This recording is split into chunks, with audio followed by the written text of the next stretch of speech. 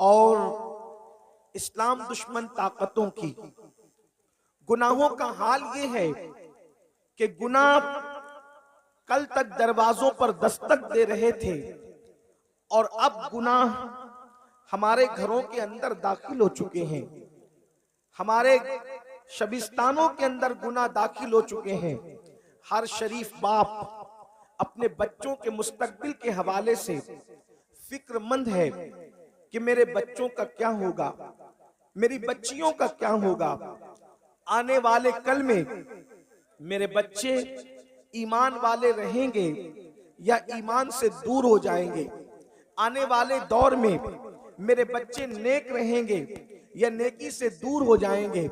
और आप देख भी रहे हैं ऐसे बच्चे जिन बच्चों के बारे में माँ बाप कभी बड़े फख्र के साथ साथियों की महफिल में कहा करते थे कि मेरा बच्चा तो बड़ा नेक है, मेरा बच्चा तो बड़ा परहेजगार है, मेरा बच्चा तो बड़ा मुत्तकी है, मेरा बच्चा तो बड़ा बाअखलाक है, मेरा बच्चा तो बड़ा बाकिरदार है। माँ कहती थी कि मेरी बेटी तो बड़ी पर्दे की पाबंद है।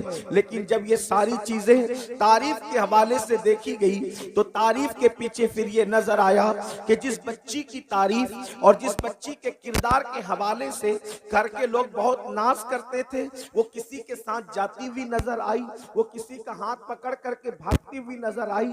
इन हालात के अंदर ऐसे नौजवान जिनकी बड़ी तारीफ होती थी, गलत सोहबत की वजह से कोई नौजवान जो है अल्लाह अकबर नशे के दलदल में नजर आया, कोई शराब के दलदल में नजर आया, कोई जिना के अड्डे पे नजर आया। कर्ज के इंसान जो है गुनाह की तरफ तेजी के साथ जो है गोया के उसके दलदल की तरफ बढ़ता ही जा रहा है। हर आने वाला दिन इंसान को गुनाहों के दलदल में डुबो रहा है। हर आने वाला दिन नौजवान नस्लों को गुनाहों के हवाले से तबाह और बर्बाद कर रहा है। मेरे आका सल्लल्लाहु अलैहि वसल्लम के दीवानों, आप जानते हैं जब भी आंधी आती है, जब भी तूफान आता है, जब भी हवाएं तेज चलती है तो होता क्या है, किसी न किसी हल्की चीज को किसी भारी चीज का सहारा लेना पड़ता है। और जो हल्की चीज किसी भारी चीज के सहारे अपने आप को संभाल लेती है तो तूफान फिर उसका कुछ बिगाड़ नहीं सकता, आंधी उसको तबाह व बर्बाद नहीं कर सकती। मिसाल के तौर पर एक पत्ते ही को ले लीजिए, एक पत्ता है और वो पत्ता सूख चुका है, वो पत्ता दरख्त से टूट चुका है, लेकिन जब हवा तेजी के साथ चलती है, आंधी तेजी के साथ चलती है तो कागज हो या पत्ता हो या कोई हल्की चीज हो, इधर से उधर उड़ा कर ले जाती है, उधर से इधर उड़ा कर ले जाती है। अल्लाह अकबर, कर्ज के अल्लाह अकबर, पत्ते ही का हाल देख लें कि पत्ते का कोई ठिकाना नहीं होता। लेकिन अगर वो पत्ता किसी भारी भरकम लोहे के नीचे या किसी दरख्त के नीचे अपने आप को दबा ले तो फिर आप देखें वो पत्ता किसी भारी चीज के नीचे दबने की वजह से, किसी भारी भरकम चीज के नीचे आने की वजह से अब अल्लाह अकबर वो पत्ता जो थोड़ी देर पहले अल्लाह अल्लाह किसी हवा के दोष पर कभी इधर जा रहा था, कभी उधर जा रहा था, कर्ज के उसका कोई ठिकाना नहीं था, लेकिन जैसे ही उसने किसी भारी भरकम पत्थर या लोहे को अपना जो है वो मस्कन बना लिया और उसके पीछे रुक गया तो उसका क्या हाल होता है, फिर उसकी क्या शान होती है। फिर कितना ही बड़ा तूफान आ जाए, कितनी बड़ी आंधी आ जाए, लेकिन फिर उस पत्ते का कुछ नहीं बिगाड़ा जा सकता। मेरे आका सल्लल्लाहु अलैहि वसल्लम के प्यारे दीवानों, अल्लाह अकबर, मुस्तफा जाने रहमत गैबदा नबी सल्लल्लाहु अलैहि वसल्लम को इन हालात का अंदाजा था। अल्लाह ने अपने महबूब सल्लल्लाहु अलैहि वसल्लम को अल्लाह अकबर गैब पर मुत्तला फरमाया था। जितना चाहा अल्लाह ने अपने महबूब को इल्म गैब अता किया, जितना चाहा अल्लाह ने अपने महबूब को इल्म अता किया। जितना दिया देने वाला खुदा जानता है और जितना लिया लेने वाले मुस्तफा जाने रहमत जानते हैं। अल्लाह अकबर, अगर आपने ये बात समझ ली कि पत्ते को हवा जब इधर उधर लेकर जाती है तो पत्ते को तलाश होती है किसी न किसी भारी चीज की, बिला तमसील गुनाहों का तूफान, फितनों का सैलाब, जराइम का तूफान जब इंसान को इसके दर से उसके दर, उसके दर से उसके दर और दर बदर लेकर के भटक रहा है, ऐसे हालात में भी होगी, कोई ना कोई भारी चीज की जरूरत होगी, कोई ना कोई मजबूत चीज की जरूरत होगी। अल्लाह अकबर। तूफान के अंदर जब कोई भारी चीजें थाम ली जाती है तो इन अल्लाह अल्लाह वो पत्ता और वो कचरा भी महफूज हो जाता है। अल्लाह के रसूल ने बदअकीदगी, फितने और गुनाहों के इस तूफान के लिए इरशाद फरमाया, लोगों मैं तुम में भी दो भारी चीजें छोड़कर जा रहा हूं।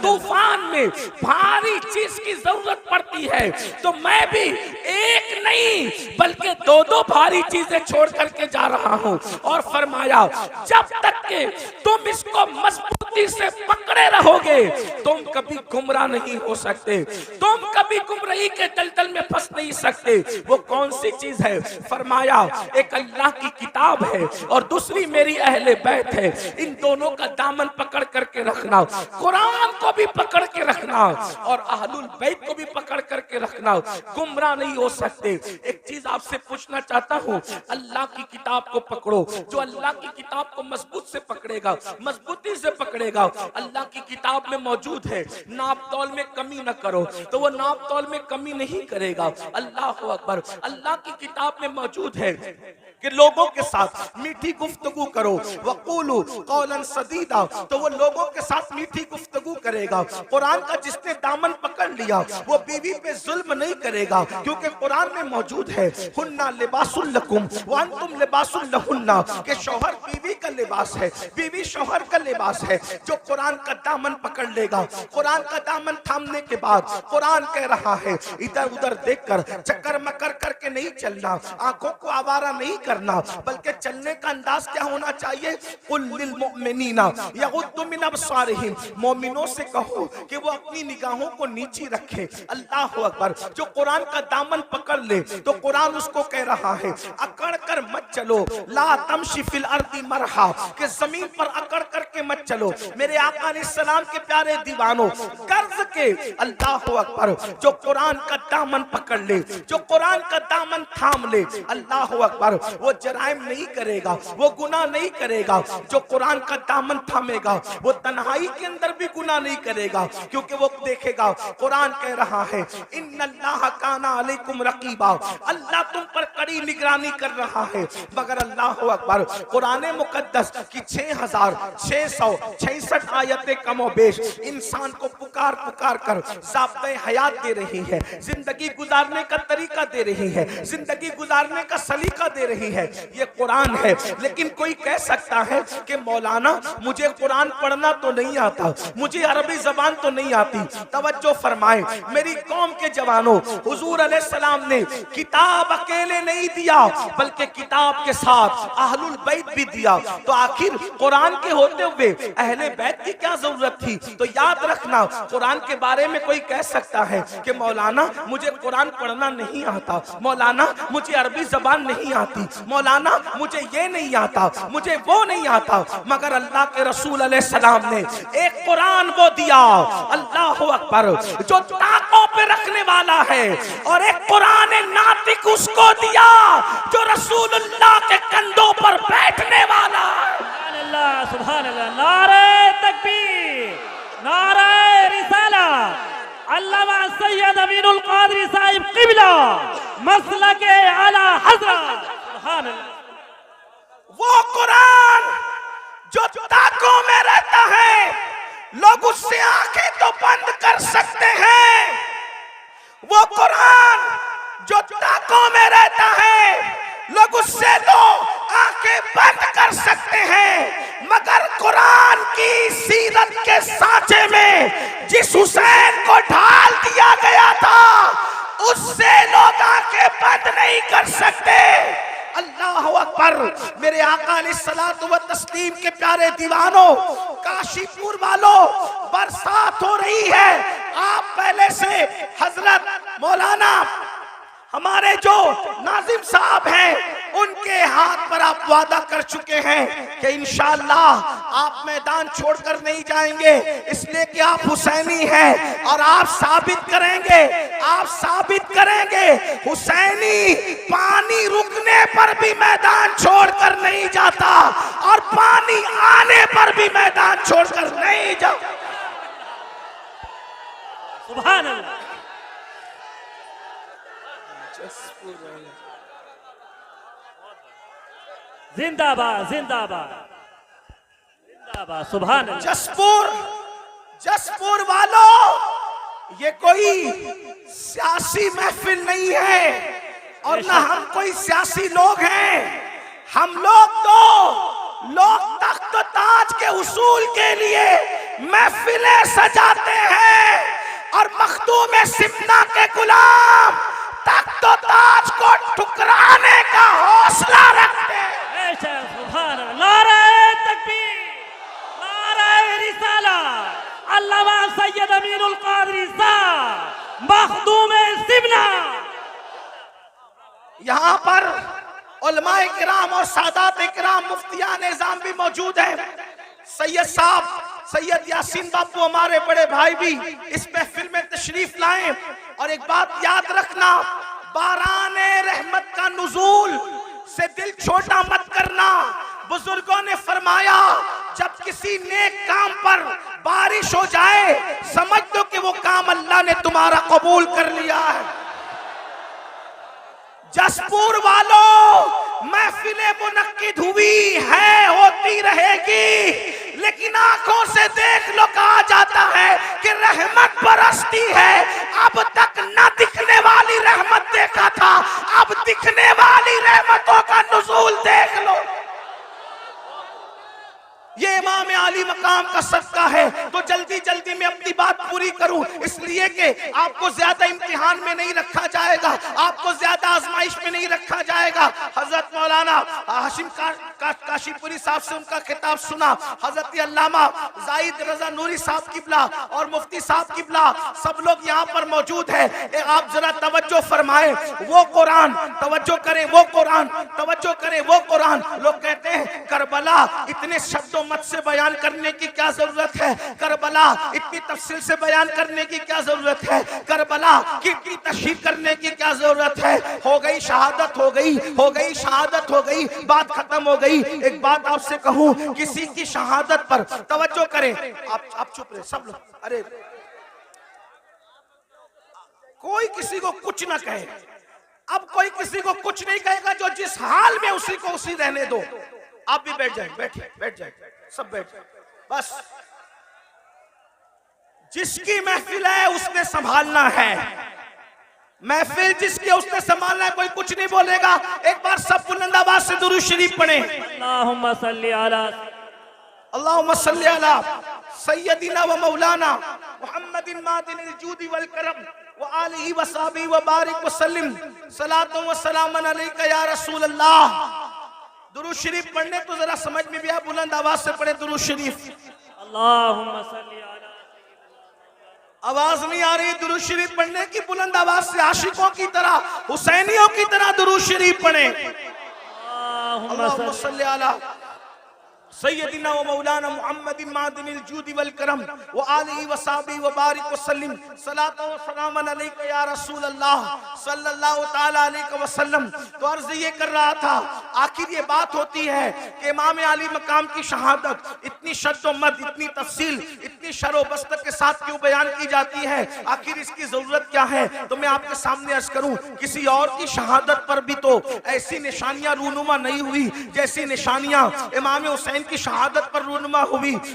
जब वो इमाम बहकी रहमतुल्लाह अलैह अपनी किताब में लिख रहे हैं, तारीख खुलफा में इमाम सयूती लिख रहे हैं, आईने क़यामत में उस्ताद ज़मान लिख रहे हैं, सदुल फाजिल सवाने जब वो सवाने करबला में लिख रहे हैं, क्या लिख रहे हैं कि जब इमाम हुसैन की शहादत हुई तो इमाम हुसैन की शहादत के बाद आसमान से खून की बरसात हुई, आसमान से खून बरसा। आप याद रखें, तारीख में सब बड़ी बड़ी शहादतें हैं, सारी शहादतें सर आंखों पर है, लेकिन हजरत अमीर हमजा की शहादत कितनी दर्दनाक शहादत है। अमीर हमजा की शहादत पर खून की बरसात नहीं हुई, हालांकि वो बहुत बड़ी शहादत थी। इतना जरूर कह दूं, उस शहादत पर रसूलुल्लाह के आंसुओं की बरसात तो हुई है, लेकिन आसमान से खून की बरसात नहीं हुई है। अल्लाह अकबर। मेरे आका अलैहिस्सलाम के प्यारे दीवानों, इसी तरह और शहादतें देख लें, 3 दिन या 7 दिन तक आसमान से खून की बरसात होती है। अगर आप कहना चाहें तो यूं कह सकते हैं कि इमाम हुसैन की शहादत वो शहादत है जिस पर आसमान भी खून के आंसू रोया है, जिस पर आसमान भी खून के आंसू रोया है, जिस पर आसमान खून के आंसू रोए उसे इमाम हुसैन की शहादत कहते हैं। इसी तरीके से आप देखें, अल्लाह अकबर, बैतुल मुकद्दस में जहां से पत्थर उठाया जाता ताजा खून नजर आता निकलता हुआ, ये किसी और की शहादत पर ये निशानी नजर नहीं आई। मशहूर यही है कि ये इमाम हुसैन की शहादत। और भी मजीद चीजें, जो है वो सूरज को गहन लग गया, तारे आपस में टकराने लगे, दिन के वक्त रात का समा नजर आने लगा। इमाम बहकी ने इसको बहुत तफसील के साथ जो है वो लिखा है। इसी तरीके से इमाम सयूती ने भी लिखा है। लेकिन अब आपसे पूछना चाहता हूं, आखिर इमाम हुसैन की शहादत पर इतना जलाल, इतने गुस्से का इजहार क्यों किया जा रहा है? एक और हदीस सुन ले जो सियाह सित्ता में मौजूद है। हजरत सैयदना अब्दुल्ला इब्ने अब्बास रदी अल्लाह ताला अन्हु इरशाद फरमाते हैं कि मैं सो रहा था, मैंने क्या देखा, अल्लाह के रसूल सल्लल्लाहु अलैहि वसल्लम की जुल्फें बिखरी बिखरी है, हुजूर की जुल्फें बिखरी बिखरी है, आंखों से आंसू जारी है, और हुजूर अलैहिस्सलातु व तस्लीम के दामन पर जो है वो अल्लाह अकबर गर्दो गुबार हुजूर के दामन को बोसे दे रहे हैं। ये तो नहीं कह सकता कि दामन मैला कुचेला हो गया। खुदा की इज्जत की कसम, जिसके दामन की इस्मत ने पूरी कायनात को पाकीज़गी अता फरमाई है, वो दामन मैला कुचेला कैसे हो सकता है? लेकिन सिर्फ सुनने वालों को पता चल जाए कि दामन की कैफियत क्या थी। अल्लाह अकबर, इब्ने अब्बास के फरमान का मफहूम है, मैंने देखा जुल्फे बिखरी है, जिसको मालूम है उसको मालूम है, जो नहीं जानता वो सुन ले। मुस्तफा जाने रहमत की जुल्फे कभी नहीं बिखरा करती थी। लोग सोते हैं तो सोते में आदमी के बाल बिखर जाते हैं, लेकिन ये मेरे नबी का मोजज़ा है, सोने में भी हुजूर की जुल्फे कभी नहीं बिखरा करती थी। बहुत तफसील से मैंने इसको कई मकाम पर बयान किया। आज वक्त बचाने के लिए तफसील नहीं पेश करता, सिर्फ इतना इजमाल पेश करता हूँ। हुजूर की जुल्फे क्यों नहीं बिखरा करती थी? वजह ये थी, बद्र ओहद का हंगामा भी हुजूर की जुल्फों को नहीं बिखेर सका। अल्लाह अकबर, खंदक और खैबर की मुसीबतें भी हुजूर की जुल्फों को बिखेर नहीं सकी। मगर अल्लाह अकबर, क्यों जुल्फे नहीं बिखरती थी? तो मेरे इमाम कहते हैं, शान है पंजे कुदरत तेरे बालों के लिए कैसे हाथों ने सवारे हैं तुम्हारे गेसू।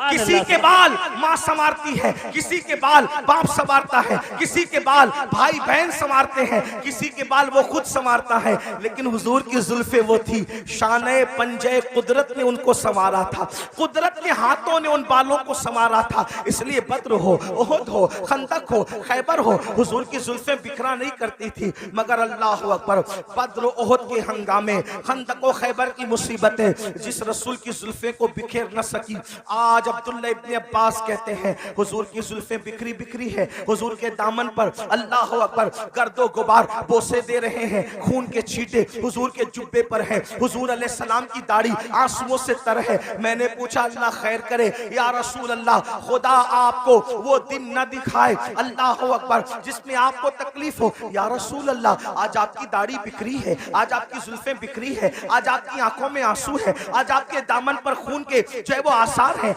आपके दामन पर गर्दो गुबार है। या रसूल अल्लाह, वजह क्या है? तो हुजूर अलैहि सलाम के हाथ में एक बोतल थी, हुजूर ने वो बोतल दिखाई और बोतल दिखा करके फरमाया, अब्दुल्ला सुबह से लेकर अब तक मैं हुसैन के मक्तल में था, अब्दुल्ला सुबह से लेकर अब तक मैं हुसैन के मक्तल में था, हुसैन की कत्लगाह में था, हुसैन और उसके साथियों का खून उठा उठा करके इस शीशी में, इस बोतल में जमा कर रहा था। अब्दुल्ला इब्ने अब्बास कहते हैं, जब मैं ख्वाब से बेदार हुआ तो मैंने दिन तारीख को नोट कर लिया, और जब इमाम हुसैन की शहादत की खबर आई तब पता चला कि जिस वक्त मैं ख्वाब देख रहा था उसी वक्त इमाम अली मकाम की शहादत हुई थी। ऐसा ही ख्वाब सैयदा उम्मुल मोमिनीन उम्मे सलमा भी बयान करती है। मेरे आका अलैहिस्सलाम के दीवानों, क्या किसी की शहादत के मौके पर हुजूर इस तरह खून समेटते नजर आए? क्या किसी की शहादत के मौके पर इस तरह जुल्फें बिखरती नजर आई? किसी की शहादत के मौके पर इस तरह दाढ़ी बिखरती नजर आई? ऐसा क्यों हुआ? और याद रखना, फिर शहादत भी शहादत गाह भी घर के करीब नहीं है, शहादत गाह भी घर के करीब नहीं है, बहुत दूर लाया जाता है, मैदान में ठहराया जाता है। 22,000 के लश्कर को 72 से मुकाबला करवाया जाता है और 3 दिन भूखा प्यासा रख करके दर्दनाक अंदाज में शहादत होती है। वजह क्या थी? मैं फलसफे शहादत नहीं बयान कर रहा हूं, सिर्फ अपने जवानों की तवज्जो चाहता हूं। करबला सुनने के लिए आने वालों, करबला की दास्तान सुनने के लिए आने वालों, इमाम हुसैन का पैगाम सुनने के लिए आने वालों, मुझे बताओ कोई ये कह सकता था कुरान और अहले बैत को आका ने छोड़ा है तो कुरान तो मुझे पढ़ना नहीं आता? तो गोया के बताया जा रहा है जिसको कुरान पढ़ना नहीं आता, जो कुरान नहीं जानता, वो करबला में किरदार हुसैन देख ले, उसको समझ में आएगा कि कुरान का तर्जुमा क्या है।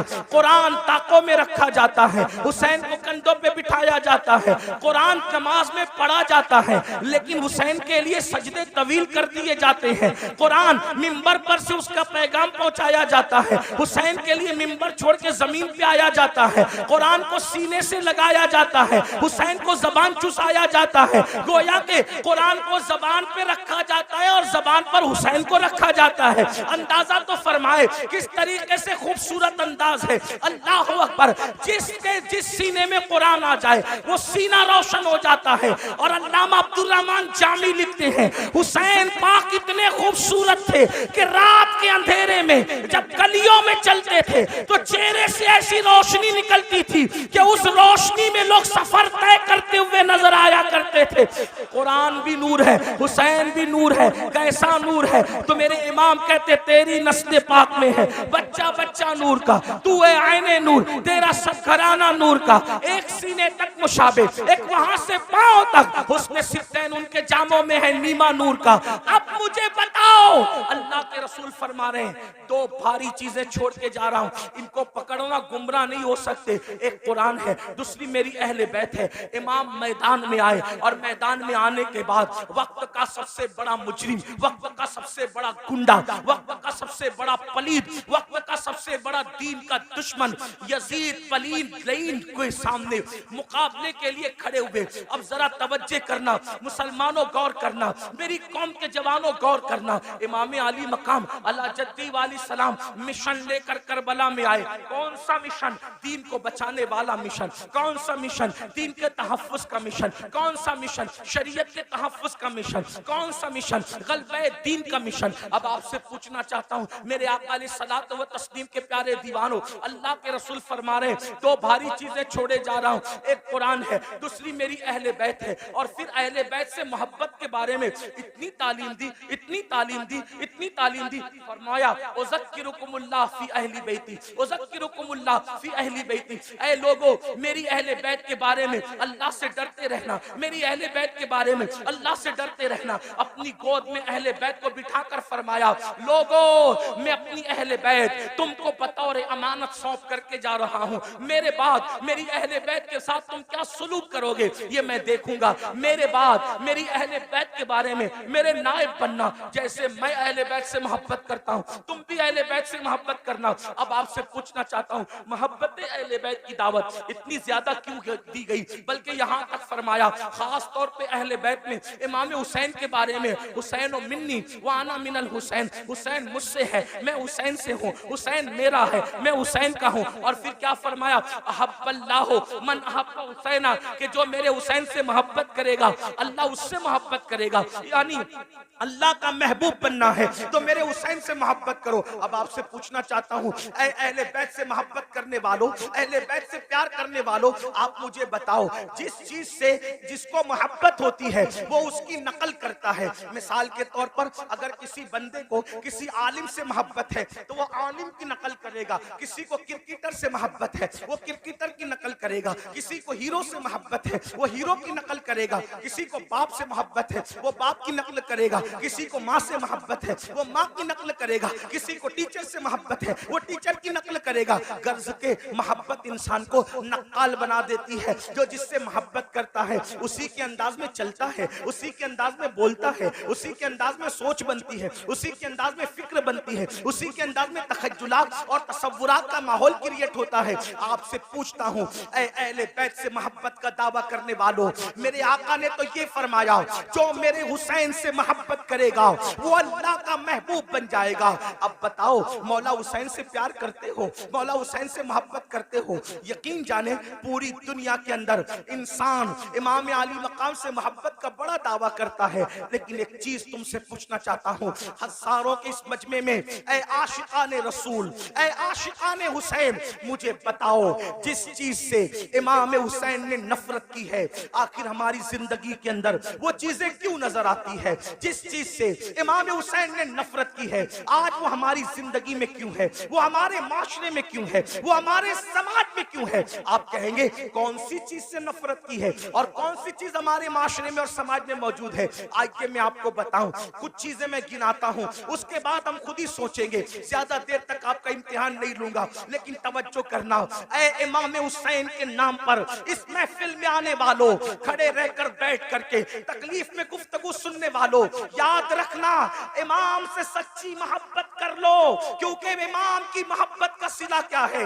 आका इरशाद फरमाते हैं, जो मेरी अहले बैत से मोहब्बत करेगा जन्नत में जहां मैं मोहम्मद रहूंगा, अहले बैत से मोहब्बत करने वाले भी मेरे साथ रहेंगे। सुभान अल्लाह, सुभान अल्लाह। इस मोहब्बत का तकबीर, नाराए रिसालत, अल्लामा सैयद अमीरुल कादरी साहब क़िबला। इस मोहब्बत का सिला क्या है? हुजूर के साथ जन्नत में जाओगे, लेकिन मोहब्बत करो, मोहब्बत के नाम पे चीटिंग ना करो, मोहब्बत के नाम पर हेरा फेरी ना करो, मोहब्बत के नाम पे दिखावा मत करो, मोहब्बत करो अल्लाह अल्लाह। अब देखो, मोहब्बत का तकाजा ये है, जो जिससे मोहब्बत करता है उसके तरीके पर अमल करता है, जो जिससे मोहब्बत करता है वो जिस चीज से नफरत करे उससे नफरत करता है। मिसाल के तौर पे एक हदीस में पढ़ता हूँ, देखो मोहब्बत का मफहूम समझ में आएगा। अल्लाह अकबर, मदीने मुनव्वरा की सरजमीन है, मदीने की सरजमीन पर एक शख्स अपनी ऊँटनी को पाजेब पहना करके, अपनी ऊँटनी को पाजेब पहना करके ले करके जा रहा है। पाजेब समझते हैं पैर के अंदर, आप लोग बैठ जाओ।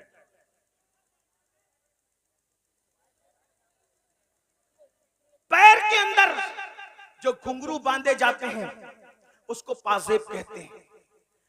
पाजेब किसको पहना के ले जा रहा है? ऊँटनी को। तवज्जो करना, माए और बहनें भी मौजूद है, उनकी भी तवज्जो। ऊँटनी को पाजेब पहना कर ले जा रहा है, छम छम की आवाज ऊँटनी के पैर में बंधे हुए पाजेब और घुंघरू से आ रही है। उम्मुल मोमिनीन सैयदा आयशा सिद्दीका ने जैसे ही घुंघरू की और पाजेब की आवाज सुनी, फौरन कान पर हाथ रख लिए और अपनी कनीज से कहा, जाओ उस ऊँटनी वाले को मेरा नाम कहना और मेरा नाम लेकर के कहना, खबरदार ऊँटनी रोक दे। जब ऊँटनी वो रोक दे मेरे नाम से तो उससे कहना पाजेब उतार दे। और पाजेब उतारने के बाद उसको कहना, जिस आवाज को अल्लाह के रसूल ने नापसंद किया है उस आवाज को आयशा कभी पसंद नहीं कर सकती। अल्लाह अकबर। मेरी कौम के जवानों, गौर से सुनो, हदीस पर तवज्जो करो। याद रखना, आज कोई अपने आप को कुछ भी टाइटल दे दे, जमीन के अंदर जाने के बाद पोल खुलेगी कौन क्या था। जबान से बड़े बड़े दावे करने वालों, अल्लाह से डरो। अल्लाह के यहाँ अदल है, अल्लाह के यहाँ इंसाफ है, अल्लाह के यहाँ चेक करने का मामला है। अब आदमी अपने आप को जो चाहे कह ले। अल्लाह अकबर। ऊँट के पैर में पाजेब बंधे हैं, उन पाजेब के बारे में उम्मुल मोमिनीन ने कान पर हाथ रख लिया। कनीज जाती है, जा करके उस ऊँटनी वाली से वाले से कहती है, ए ऊँटनी वाले, ए शुतरबान, याद रख उम्मुल मोमिनीन का हुक्म है, ऊँटनी को रोक दे और पाजेब निकाल दे। अम्मा जान का हुक्म कौन टाल सकता था? उसने फौरन ऊँटनी रोक दी। ऊँटनी रोकने के बाद पाजेब निकाल दिए। निकालने के बाद आया उम्मुल मोमिनीन के पास, अम्मा जान आपने पाजेब निकालने का हुक्म दिया। उम्मुल मोमिनीन कहती है, ए शुतरबान, ए ऊँट चराने वाले, जिस आवाज को मेरे महबूब ने नापसंद किया है उस आवाज को मैं कैसे पसंद कर सकती हूँ? जो आवाज मेरे महबूब को तकलीफ तकलीफ पहुंचाती थी, उस आवाज को मैं कैसे पसंद कर सकती हूँ, इसलिए पाजेब में घुंघरू न डाल और उसको ऊंट के पैर में न डाल। तो वो कितनी सादगी से कहता है, देखो लोग कितने सादा होते हैं, बड़ी सादगी से कहता है, अम्मा जान ये ऊंटनी तो जानवर है, जानवर को घुंघरू पहनाने पर क्या गुनाह हो सकता है। अल्लाह अकबर, तवज्जो करें, अम्मा जान ऊंटनी तो जानवर है, तो जानवर पे तो कोई शरीयत का हुक्म नहीं है, जानवर को पाजेब पहनाने पे क्या हो सकता है। उम्मुल मोमिनीन का जवाब सुनो, फरमाती है नादान, ऊंटनी तो जानवर है जानवर, मगर तू तो जानवर नहीं है, तू तो इंसान है। जिस चीज को हमारे महबूब ने नापसंद किया है, मोहब्बत का तकाजा है कि उस चीज को हम भी नापसंद करें। अब आपसे पूछना चाहता हूं, हुसैन के नाम पर बच्चे, जान, माल सब कुर्बान करने की बात करने वाले मेरे जवान, मुझे बता कि यजीद बांसुरी की आवाज सुनता था, यजीद ढोल की आवाज सुनता था, मौला हुसैन इस गैरत के साथ आए थे कि जो आवाज मौसीकी और म्यूजिक की मेरे नाना को नापसंद थी, यजीद प्रमोट कर रहा है, हुसैन ने उसको नापसंद करते हुए उस आवाज के खिलाफ एहतजाज रिकॉर्ड कराया, एहतजाज दर्ज कराया, घर के घर लुटाया। हुसैन पाक से मोहब्बत करने वालों, बताओ ये जो कानों में एयरफोन लगाकर रोजाना गाना सुन रहे हो, कारों में सफर करते हुए जो गाने सुनते हो, और वो भी इतने गंदे गंदे गाने जो इंसान की शहवत को उभारे, जो इंसान को गुनाहों पे उभारे, क्या भूल गए रसूलुल्लाह सल्लल्लाहु अलैहि वसल्लम का फरमान। अल्लाह के रसूल फरमाते हैं, बारिश के बरसने पर जैसे सब्जा पैदा होता है, वैसे म्यूजिक की आवाज की वजह से इंसान के दिल में निफाक पैदा होता है। मैं ये तो नहीं कहता कि लोग मुनाफिक हो गए, मगर अल्लाह के रसूल फरमा रहे हैं, म्यूजिक सुनोगे तो दिल में निफाक पैदा होगा। और निफाक किसको कहते हैं? जबान पर कलमा है और दिल में कुफ्र है, ये निफाक है। निफाक इसको कहते हैं कि जबान पे कलमा हो और दिल में कुफ्र हो। और ये किससे पैदा होता है? ये म्यूजिक की वजह से। बताओ, शादियों में म्यूजिक बजाते हो, गाड़ियों में म्यूजिक बजाते हो, और अल्लाह अकबर रात के 2-2, 3-3 बजे तक म्यूजिक में डूबे रहते हो। जानते हैं म्यूजिक का अंजाम क्या है? अल्लाह के सच्चे रसूल, तुम्हारे और मेरे आका मुस्तफा जाने रहमत सल्लल्लाहु अलैहि वसल्लम फरमाते हैं, जिसने दुनिया में म्यूजिक की आवाज सुनी होगी, जिसने दुनिया में गानों की आवाज सुनी होगी, क़यामत के दिन उसके कान में शीशा पिघला करके डाला जाएगा। ऐ मेरी कौम के जवानों, अपने घर के गरम के हुए तेल को अगर कान में डालो और तेल ज्यादा गर्म हो जाए तो आदमी उसको बर्दाश्त नहीं कर पाता। अपने आप पे रहम करो, तुम मुसलमान हो, मुसलमान। नबी ने जो कह दिया वो हक है, नबी ने जो कह दिया वो सच है। जहन्नम की आग से, जहन्नम की आग पर पिघलाया हुआ शीशा जब कानों में डाला जाएगा, उस वक्त क्या बनेगा?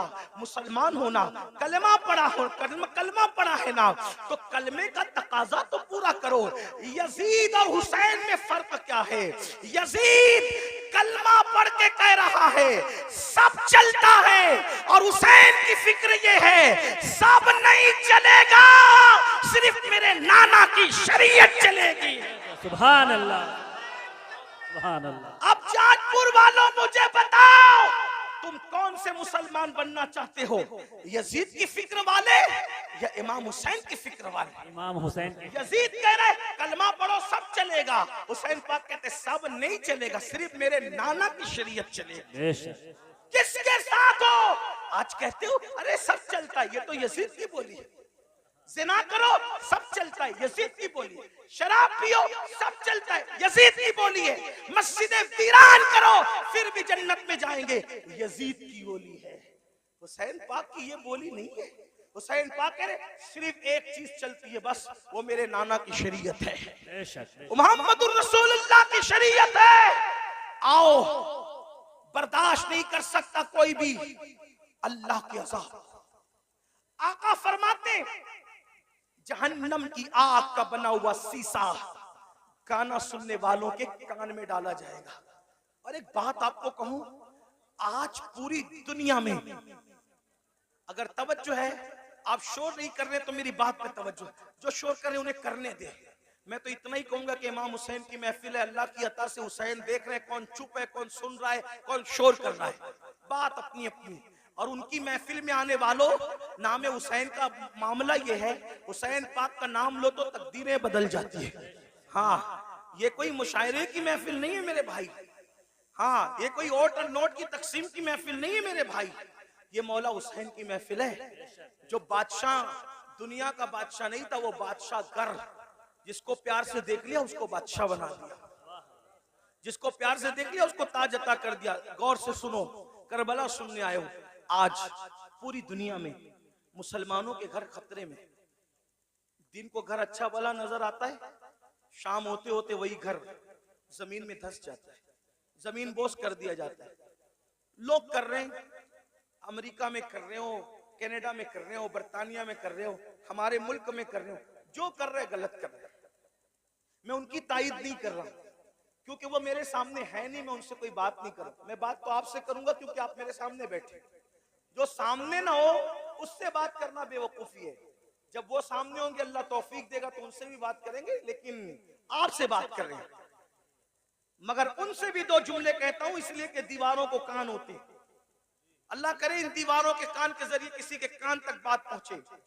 लोगों को पता होना चाहिए कि जो चूंटी का घर उजाड़े, चूंटी का, अल्लाह चूंटी का घर उजाड़ने वालों के भी घरों को वीरान कर देता है। इंसान के घरों के दुश्मन न बनो। अगर तुम किसी के नशेमन पे बिजली गिराओगे तो अल्लाह तुम्हारे नशेमन को भी खाक में मिला देगा। ताकतवर तुम नहीं हो, ताकतवर सिर्फ अल्लाह है। जिस वक्त यजीद ने हुकूमत के नशे में हुसैन का घर उजाड़ा तो यजीद खुश था। अल्लाहुम्मा सल्ली अला